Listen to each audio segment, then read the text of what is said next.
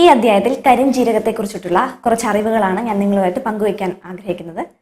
ഗുണങ്ങളെക്കുറിച്ച് എല്ലാവർക്കും ഇപ്പോൾ വളരെ കോമൺ ആയിട്ട് അറിയാം. കാരണം ഒത്തിരി വീഡിയോസും അല്ലെ ഒത്തിരി എഴുത്തുകളും ഒക്കെ കരിഞ്ജീരകത്തെക്കുറിച്ചും അതിൻ്റെ ഇമ്പോർട്ടൻസിനെ കുറിച്ചും വരുന്നുണ്ട്. മിക്കവാറും എല്ലാവർക്കും അറിയാം. എന്നാൽ അതിൻ്റെ പ്രധാന ദോഷങ്ങളെക്കുറിച്ചും ഞാൻ ഈ വീഡിയോയിലൂടെ കവർ ചെയ്യാൻ ആഗ്രഹിക്കുന്നു.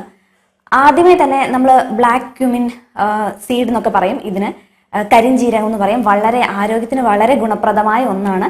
വളരെ വ്യാപകമായി ഇപ്പോൾ ഉപയോഗിച്ചു വരുന്നതുമാണ്. ഇപ്പൊ നമ്മുടെ തല മുതൽ കാല് വരെയുള്ള പല അസുഖങ്ങൾക്കും നമ്മൾ പരിഹാരമായിട്ട് കരിഞ്ജീരകം ഉപയോഗിക്കാറുണ്ട്. കരിഞ്ജീരകത്തെ മുറുകെ പിടിക്കുക, മരണമല്ലാതെ ബാക്കി എല്ലാ പരിഹാരവും ഇതിലുണ്ടെന്ന് മുഹമ്മദ് നബി അരുളി ചെയ്തിട്ടുണ്ട്. അപ്പൊ അത് നമ്മളിപ്പോൾ കരിഞ്ജീരകത്തെ കുറിച്ച് പറയുമ്പോൾ എല്ലാം ഈ കോട്സ് പറയാറുണ്ട്. കാരണം എന്ന് വെച്ചാൽ അതിന്റെ മെഡിസിനൽ വാല്യൂ അല്ലെങ്കിൽ അതിന്റെ ഇമ്പോർട്ടൻസിനെ സൂചിപ്പിക്കുന്നതാണത്. അപ്പോൾ ഈ ബ്ലാക്ക് സീഡിന്റെ ഓയിലും അതിന്റെ എക്സ്ട്രാക്ട് ഓയിലും വളരെ വ്യാപകമായിട്ട് ഇപ്പോൾ ഉപയോഗിച്ചു വരുന്നു. ഇത് വെച്ച് എണ്ണ കാച്ചാറുണ്ട്, ഇത് വെച്ച് പല മെഡിസിൻസ് ഉണ്ടാക്കാറുണ്ട്. ആയുർവേദത്തിൽ തന്നെ പല മരുന്നുകളിലും പ്രധാന ഘടകമായിട്ട് കരിഞ്ജീരകം അടങ്ങിയിട്ടുണ്ട്. കരിഞ്ജീരകത്തിന്റെ പ്രധാന ഗുണങ്ങളെക്കുറിച്ചും അതിന്റെ ദോഷങ്ങളെക്കുറിച്ചും അതിന്റെ ഉപയോഗരഹിതകളെക്കുറിച്ചും ആൾക്കാർക്കുണ്ടാകുന്ന കോമൺ സംശയങ്ങളുടെ ഉത്തരമായിട്ടും നമുക്ക് ഈ വീഡിയോയിൽ കാണാം.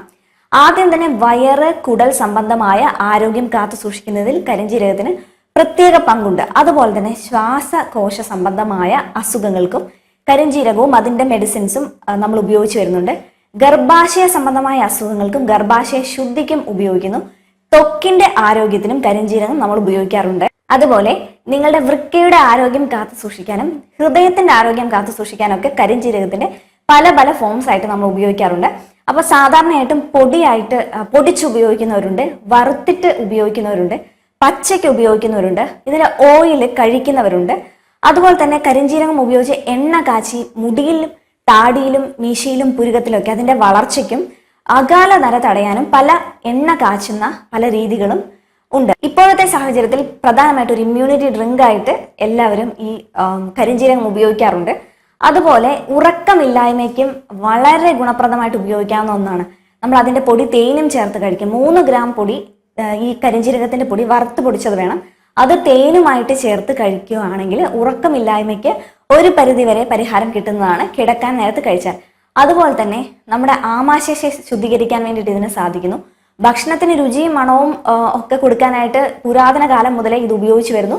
അതോടൊപ്പം ദഹനക്കേട് കുറയ്ക്കുകയും വായുകോപത്തിന്റെ പ്രശ്നങ്ങൾ ഇല്ലാതാക്കുകയും ചെയ്യുന്നതിൽ കരിഞ്ജീരകത്തിന് വലിയൊരു പങ്കുണ്ട്. അതുപോലെ പ്രസവശേഷം സാധാരണയായിട്ടും ഗർഭാശയ ശുദ്ധിക്ക് വേണ്ടിയിട്ട് കരിഞ്ജീരകം ചേർത്ത മരുന്നുകൾ നമ്മൾ കൊടുക്കാറുണ്ട്. അതുപോലെ തന്നെ ഈ കരിഞ്ജീരകം കൊടുക്കുന്നത് കൊണ്ട് മുലപ്പാൽ വർധനയും സംഭവിക്കുന്നു. അമ്മയ്ക്കും കുഞ്ഞിനും അത് വളരെ നല്ലതാണ്. അതുപോലെ തന്നെ യൂട്രസിന്റെ ഒരു നോർമൽ ഹെൽത്തിനെ കാത്തു സൂക്ഷിക്കാനും അത് ചുരുങ്ങി യഥാർത്ഥ സ്ഥാനത്ത് വരാനും പ്രസവശേഷം ഈ കരിഞ്ജീരകം സഹായിക്കുന്നുണ്ട്. ശ്വാസ സംബന്ധമായ അസുഖങ്ങൾക്കും അലർജി ഉള്ളവർക്കും രാവിലെ എഴുന്നേൽക്കുമ്പോൾ തുമ്മലുള്ളവർക്കും മൂക്കിൽ കൂടെയും കണ്ണിൽ കൂടെയും വെള്ളം വരുന്നവർക്കും ടോൺസിലൈറ്റിസ് ഉള്ളവർക്കും ഒക്കെ കരിഞ്ജീരകത്തിന്റെ പൊടി 1 ടീസ്പൂൺ വീതം തേനിൽ ചേർത്ത് ദിവസവും 1 നേരം കഴിക്കാവുന്നതാണ്. അതുപോലെ തന്നെ ജലദോഷമൊക്കെ വരുമ്പോൾ നമ്മൾ ആവി പിടിക്കാൻ വേണ്ടിയിട്ട് കരിഞ്ജീരകത്തിന്റെ എണ്ണ 3-4 ഡ്രോപ്സ് ആവി പിടിക്കുന്ന വെള്ളത്തിൽ ഒഴിക്കുന്ന ഒരു രീതിയും ഉണ്ട്. അതും വളരെ ഗുണപ്രദമായ ഒന്നാണ്. അതുപോലെ നിങ്ങൾക്ക് വയറ്റിൽ വിര, കൃമി എന്നിവയുണ്ടെങ്കിൽ നിങ്ങൾക്ക് കരിഞ്ജീരകം ഉപയോഗപ്പെടുത്താവുന്നതാണ്. അത് കരിഞ്ജീരകത്തിന്റെ എണ്ണ 1/2 ടീസ്പൂൺ വീതം ചെറു ചൂടുവെള്ളത്തിൽ കിടക്കാൻ നേരത്ത് കഴിച്ചിട്ട് കിടക്കുന്നതാണ് നിങ്ങൾക്ക് കൃമി അല്ലെങ്കിൽ വിര ഇതിനൊക്കെ കളയാൻ വേണ്ടിയിട്ട് നല്ലത്. പല്ലുവേദനയ്ക്കും സാധാരണയായിട്ട് പണ്ടത്തെ ആൾക്കാർ കരിഞ്ജീരകത്തിന്റെ എണ്ണ ചെറിയൊരു കോട്ടണിൽ കടിച്ച് പിടിക്കാറുണ്ട്. അതുപോലെ തന്നെ ഉള്ളിലോട്ട് ചവച്ചരച്ചും കഴിക്കാറുണ്ട്. പല്ലുവേദനയ്ക്കും തലവേദനയ്ക്കും വേദന സംഹാരിയായിട്ട് വരെ ആക്ട് ചെയ്യും. തലവേദനയ്ക്ക് സാധാരണ പുരട്ടുന്നത് കാണാറുണ്ട് നെറ്റിയിൽ. അതുപോലെ തന്നെ നിങ്ങളുടെ ജോയിൻസിന് പെയിൻ ഉണ്ടെങ്കിൽ ഇപ്പൊ നിങ്ങൾക്ക് മെഡിസിൻ ഒന്നും എടുക്കാൻ പറ്റാത്തൊരു സാഹചര്യമാണെങ്കിൽ പെട്ടെന്ന് നമുക്ക് വീട്ടിൽ തന്നെ ജോയിൻസിലെ പെയിനും നീരും തൽക്കാലത്തേക്ക് മാറ്റി നിർത്തണമെങ്കിൽ നിങ്ങൾ കുറച്ച് എള്ളെണ്ണ എടുത്ത ശേഷം അതിൻ്റെ അകത്ത് 1 ടേബിൾ സ്പൂൺ കരിഞ്ജീരകം മൂപ്പിച്ച് നന്നായിട്ട് ആ ഒരു എണ്ണ മൂത്ത് വരുമ്പോൾ ഇത് ഒരു കോട്ടൺ തുണിയിലാക്കിയിട്ട് നിങ്ങളുടെ സന്ധി നീരുള്ള സ്ഥലത്തും അല്ലെങ്കിൽ വേദന ഉള്ള സ്ഥലത്തും വെക്കുകയാണ്. 1/2 മണിക്കൂർ അതങ്ങനെ പിടിച്ചു വെക്കുകയാണ് വേണ്ടത്. അപ്പൊ നിങ്ങൾക്ക് താൽക്കാലിക ശമനം വേദനയ്ക്കും നീരിനും ലഭിക്കുന്നതാണ്. ഇത് അതിനൊരു ട്രീറ്റ്മെന്റ് അല്ല, പക്ഷെ താൽക്കാലികമായിട്ടുള്ള ശമനം നിങ്ങൾക്ക് കിട്ടുന്നതാണ്. അതുപോലെ തന്നെ ഷുഗർ ഉള്ള പേഷ്യൻസിനും ധൈര്യമായിട്ട് കഴിക്കാം. കൊളസ്ട്രോൾ ഉള്ളവർക്കും BP കൂടുതലുള്ളവർക്കും ഒക്കെ കരിഞ്ജീരകം കഴിക്കാം. ഇതിനെല്ലാം നോർമലാക്കാൻ വേണ്ടിയിട്ടുള്ള കഴിവ് കരിഞ്ജീരകത്തിനുണ്ട്. ഇതെങ്ങനെ കഴിക്കണം എന്നതിനെ കുറിച്ച് ധാരാളം സംശയങ്ങൾ വരാറുണ്ട്. ഏത് രൂപത്തിൽ കഴിക്കണമെന്ന്.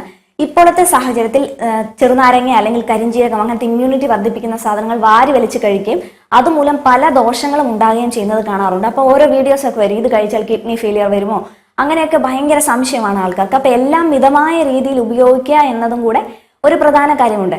കരിഞ്ജീരകം ഉപയോഗിക്കുമ്പോൾ അത് വറുത്ത് ഉപയോഗിക്കുന്നതാണ് ഏറ്റവും നല്ലത്. വറുത്തിട്ട് നിങ്ങൾക്ക് അതേപോലെ എള്ളൊക്കെ ചവച്ചരച്ച് കഴിക്കുന്ന പോലെ കഴിക്കുകയും ചെയ്യും, അല്ലെങ്കിൽ വറുത്ത് പൊടിച്ച ശേഷം തേനിൽ ചേർത്ത് കഴിക്കുകയും ചെയ്യാവുന്നതാണ്.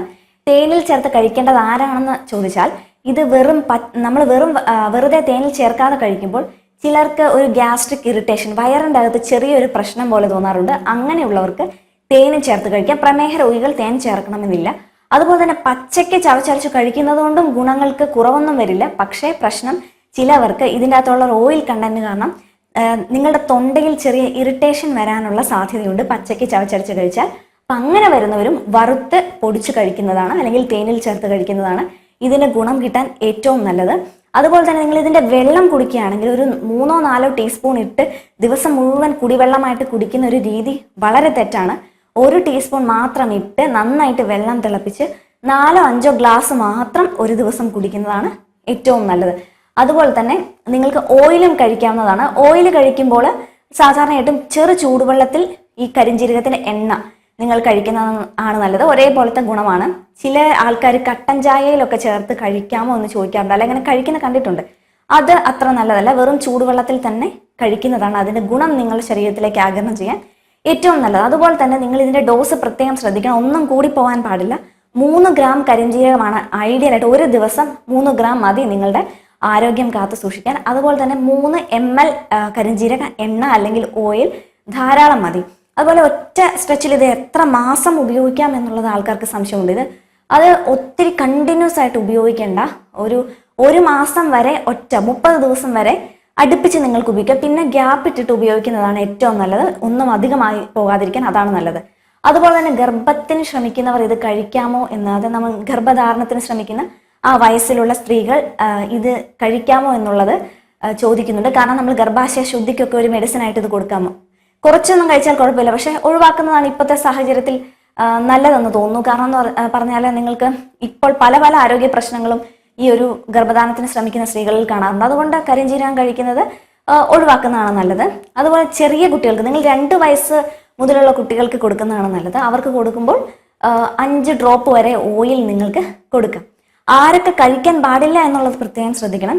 നിങ്ങൾ BP ഇടയ്ക്കിടയ്ക്ക് കുറഞ്ഞു പോയി തല കറങ്ങി വീഴുന്നവരാണെങ്കിൽ നിങ്ങൾ ഇത് കരിഞ്ജീരകം ഓവറായിട്ട് കഴിക്കുന്നത് ഒഴിവാക്കണം.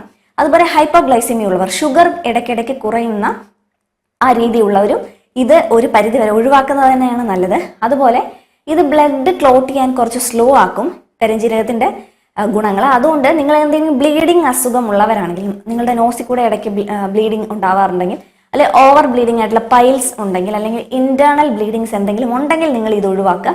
അതുപോലെ സർജറി കഴിഞ്ഞിട്ട് ഉടനെ തന്നെ, മുറിവൊക്കെ ഉണങ്ങുന്നതിന് മുമ്പ് ഉടനെ തന്നെ ഇത് കഴിക്കുന്നതും നിങ്ങൾ ഒഴിവാക്കുന്നതാണ് ഏറ്റവും നല്ലത്.